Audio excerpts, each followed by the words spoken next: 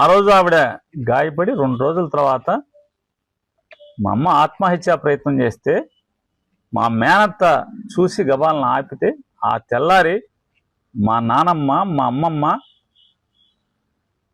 మా పెదనాన్న, మా చిన్నాన్న, మా మేనత్తలో కూర్చుని మా నాన్నగారిని పిలిచి గట్టిగా మందలించి ఈ స్థితిలో ఉంటే ఆ రోజు అందరూ మా కుటుంబం అంతా కలిసి మా అమ్మకి చెప్పారు, వద్దు మనకి, ఆడితో మనకొద్దు. మా అమ్మమ్మ అయితే గట్టిగా చెప్పింది, మనం వెళ్ళిపోదాం మనం ఇంటికి. మా చెల్లి పెళ్ళి అయ్యే వరకు కూడా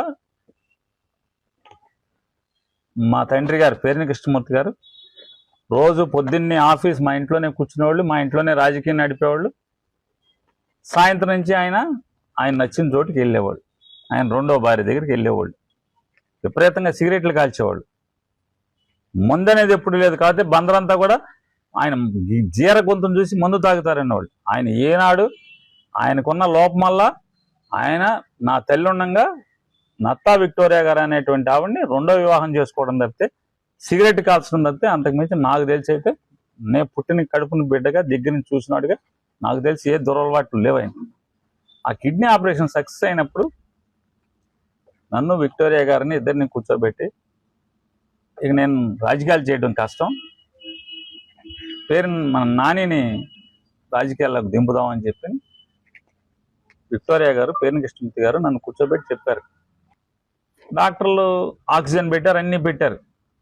ఆ రోజు నా తండ్రి నన్ను పిలిచి, విక్టోరియా గారిని నా చేతిలో చేసి, దానికి ఎవరూ లేరు, ఏ పిల్లలు లేరు, నువ్వే మొత్తం, నేను వెళ్ళిపోతున్నాను, నాకు అర్థమవుతుంది, నేను చచ్చిపోతున్నాను, నువ్వే చూసుకొని ఆవిడ చేయి నా చేతిలో వేసి బాధ్యత నాకు అప్పచెప్పారు.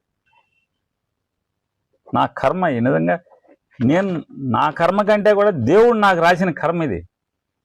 నేను రాజకీయాలు మానుతానంటే కొడుక్కి చెప్పలేక, వద్దురా బాబు ఈ రాజకీయాలు, చాలా మంది దిగజారిన మనుషులతో రాజకీయాలు చేసిన పరిస్థితి వస్తున్నాయి, రాజకీయాలు దిగజారుతున్నాయి, హాయిగా అమెరికానో పోయి శుభ్రంగా బతరా బాబు, మా దారిని మేము ప్రశాంతంగా బతుకుతాము అని చెప్పి నచ్చ చెప్పినా కూడా వినకపోవటం వల్ల, సరే కడుపును పుట్టాడు కాబట్టి వదలలేం కాబట్టి రాజకీయ నిర్ణయం తీసుకుని అతను నేను మానేస్తున్నా, నువ్వు మానేస్తున్నావు కదా, నీకు దిగుతానంటున్నాడు. నేను మానేయటానికి నువ్వు రాజకీయాల్లో దిగాల్సిన అవసరం ఏమన్నా లేదు, నాకు ప్యాషను, నేను ప్రజాసేవ చేసి పేరు సంపాదించుకోవాలనుకుంటున్నాను, ఇంజనీరింగ్ చెప్పించాం కదా అని చెప్పాం. ఆయనలా సరే అని వచ్చాం.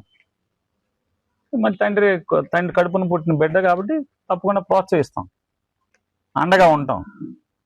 గతి లేక కొనసాగటమే.